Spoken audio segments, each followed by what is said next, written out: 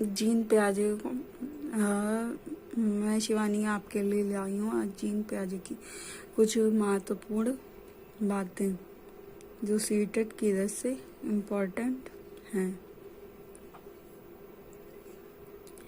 प्याजे का सिद्धांत।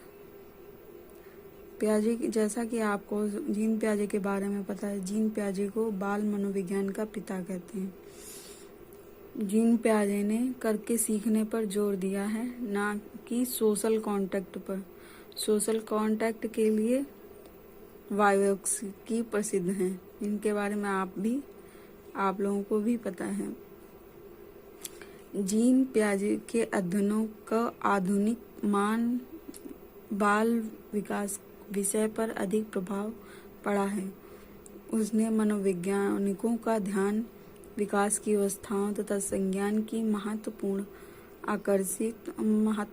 की ओर आकर्षित किया है। प्याजे के सिद्धांत के प्रमुख विचार निम्नलिखित हैं।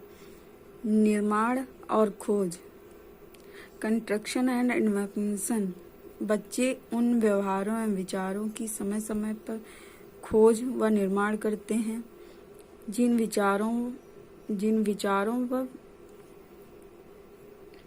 जिन व्यवहारों और विचारों का उन्होंने पहले कभी प्रत्यक्ष नहीं देखा। इससे यह तात्पर्य जो बच्चे जो है जिस चीज को पहली बार नहीं देखा, पहले कभी भी नहीं देखा, उनकी ओर खोज करता है। प्याजे का विचार है कि बच्चे केवल नकल करके ना कि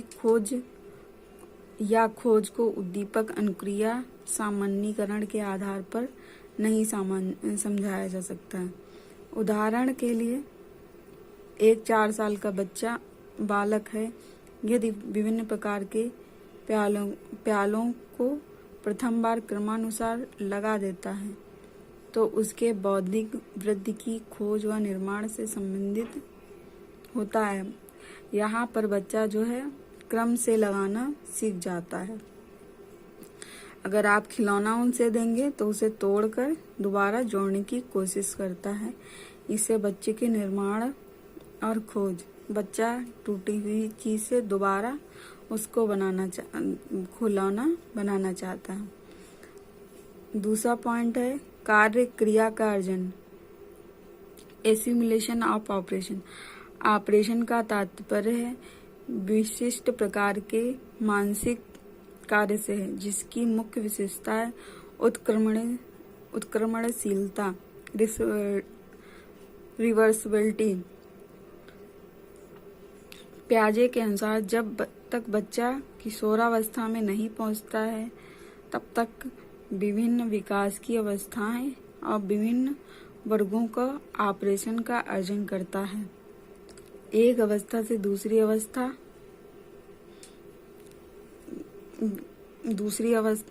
अवस्था के विकास में पदार्पण के लिए 2 सिद्धांत आवश्यक हैं। पहला है, इसको कहते हैं आत्मसातीकरण या समाप्तिकरण, एसिमुलेशन। सातीकरण, समाप्तिकरण।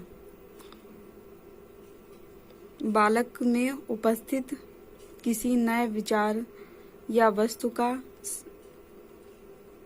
का समावेश हो जाना। प्याजे का विचार है बालक के प्रत्यक्ष गत्यात्मक समन्वय, प्रिसेप्शुअल मोटर,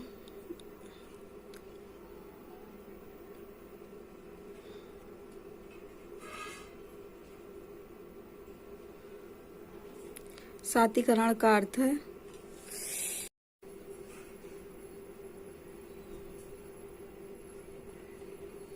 सात्मीकरण। एस्यूमुलेशन का अर्थ है बालक में उपस्थित किसी नए विचार या वस्तु का समावेश हो जाना। प्याजे का अर्थ है विचार का अर्थ है बालक के प्रत्यक्षात्मक गत्यात्मक समन्वय से है। परसेप्शुअल मोटर कोऑपरेशनल से है। प्रत्येक बालक प्रत्येक आयु स्तर के पर कुछ न कुछ क्रियाओं को अपने आप सीख जाता है। इन पुराने ऑपरेशंस में नए विचारों या क्रियाओं का समावेश हो जाता है। इससे यह तात्पर्य है कि बच्चा प्रत्येक स्थिति में नए विचारों को पुराने विचारों के साथ में एडजस्टमेंट करना सीख जाता है। पहले आप बच्चे को सिखाइए नमस्ते और बाद में बच्चा हेलो गुड मॉर्निंग के साथ में उसको सीख जाता है। व्यवस्थापन इसकी दूसरा पॉइंट है व्यवस्थापन तथा संतुलन स्थापित करना है। Accommodation and equilibrium. व्यवस्थापन का अर्थ है नई वस्तु या विचार के साथ समायोजन करना या अपने विचारों और क्रियाओं को नई वस्तुओं या में फिट करना। बालकों में बौद्धिक दृष्टि जैसे जैसे बढ़ती है वैसे वैसे नई परिस्थितियों के साथ समायोजन करना सीख जाता है और मानसिक वृद्धि में सात्मीकरण और व्यवस्थापन से उपस्थित या उत्पन्न तनाव को दूर करने के लिए सॉल्यूशन को ढूंढ लेता है। बच्चे नए विचार के साथ में पुरानी वस्तुओं के साथ एडजस्टमेंट करना सीख जाता है। सीटेट की तरफ से कुछ इम्पोर्टेंट क्वेश्चन।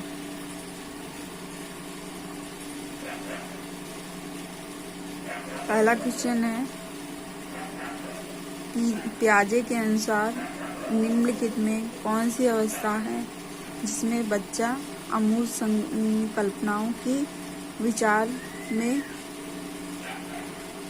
संकल्पनाओं के विषय में तार्किक चिंतन आरंभ करता है। पहली अवस्था नहीं, ऑप्शन मूर्त संक्रियात्मक अवस्था कॉन्क्रीट ऑपरेशनल एज 7 से 11। दूसरा ऑप्शन है औपचारिक संक्रियात्मक अवस्था फॉर्मल ऑपरेशनल एज 11 से ऊपर। तीसरा ऑप्शन है संवेदी प्रेरक अवस्था जन्म से 2 वर्ष सेंसरी ऑपरेशनल एज।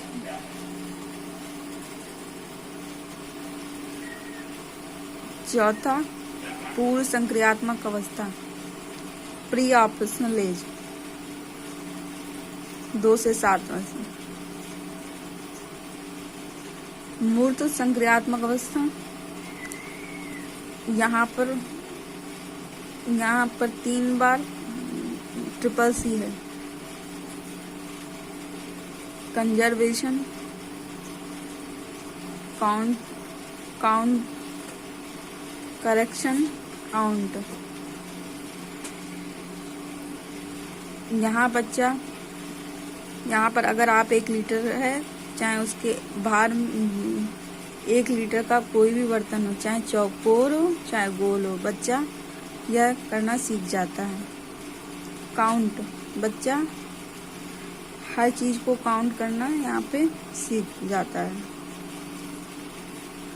दूसरी अवस्था है औपचारिक संक्रियात्मक अवस्था फॉर्मल ऑपरेशनल स्टेज 11 वर्ष से ऊपर। यहाँ पर बच्चा बिना देखे भी किसी वस्तु के बारे में अपने विचार को प्रस्तुत कर सकता है, इसीलिए उसे कहते हैं अमूर्त। मूर्त जब होगा तब यहाँ पे बच्चे अपने वस्तु को दिखाई देगा।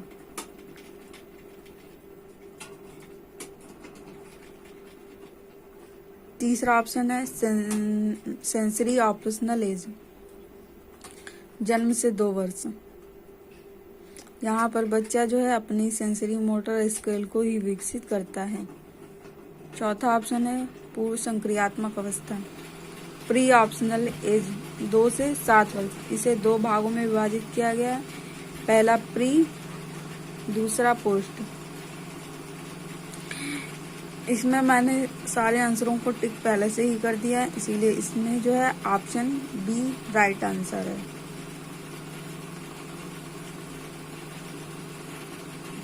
सेकंड क्वेश्चन है, बच्चे में बौद्धिक विकास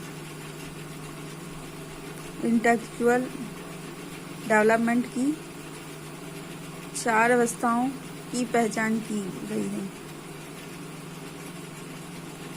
इससे यानी कि तात्पर्य यह है कि 4 अवस्थाओं के बारे में किस मनोवैज्ञानिक ने डिस्क्राइब किया है। पहला है कोहलबर्ग, दूसरा है इरिक्सन,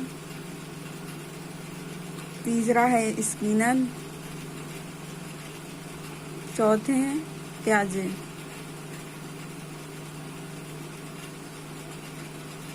इसका आंसर है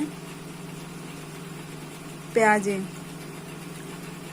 प्याजे को ही बाल मनोविज्ञान का पिता कहते हैं। इसीलिए बच्चों की बौद्धिक अवस्थाओं को 4 भागों में प्याजे ने ही डिफाइन किया है। कोहलबर्ग को नैतिक विकास के सिद्धांत कोहलबर्ग ने नैतिक विकास का सिद्धांत दिया है। स्किनर ने क्रिया प्रसूत अनुबंधन का सिद्धांत, इरिक्सन मनोसामाजिक विकास का सिद्धांत इरिक्सन का है।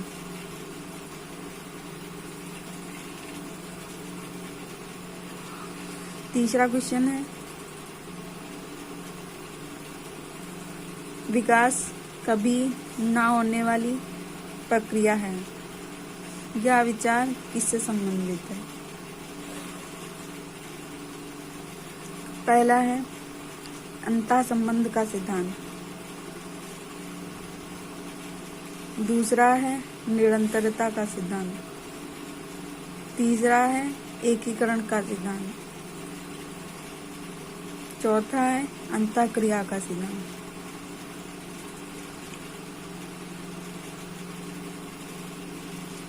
इसका B is the right answer, क्योंकि विकास जो है कभी समाप्त होने वाली क्रिया नहीं है।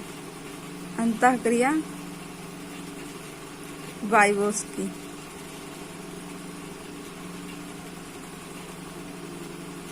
चौथा क्वेश्चन है,